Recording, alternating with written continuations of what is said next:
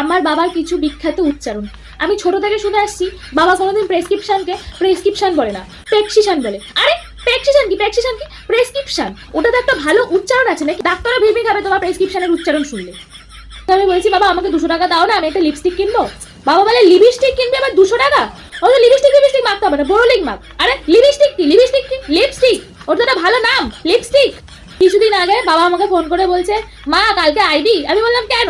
বলছে ইন্টিমেশনে আসবে ব্যাংক থেকে লোক। এই যে কি কিসে আসবে?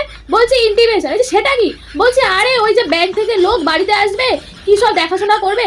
আমি বলি বাবা ওটা ইনভেস্টিগেশন। বলছে ওই একই হলো, বোঝা নিয়ে দরকার। তারপরে একদিন আমি বাবাকে ফোন করে জিজ্ঞেস করছি বাবা কোথায় আছো? বলছে অ্যাক্টোপলিস। এই কোথায় আছো?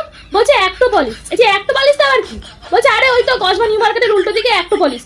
আমি বলছি ওটা অ্যাক্টোপলিস না। বলছে ওই একই হলো, বোঝা নিয়ে তো দরকার, তুই বুঝতে পারছিস তাহলেই হবে। আর কিছু জিনিস তো কোনোদিনই ঠিক হবে না। বৃহস্পতিবারকে বলবে বৃহস্পতিবার। আমি বাবাকে কতবার শেখানোর চেষ্টা করেছি, বাবা যেই জিনিসটাকে যেটা বলে সেটা বলো, শেখানোর চেষ্টা করেছি। বলছে অত শিখতে পারবো না, বোঝা হলে বোঝ, নাহলে বুঝতে হবে না। এটা কেমন কথা? তুমি ভুলভাল উচ্চারণ করবে, আমাকে বুঝে নিতে হবে।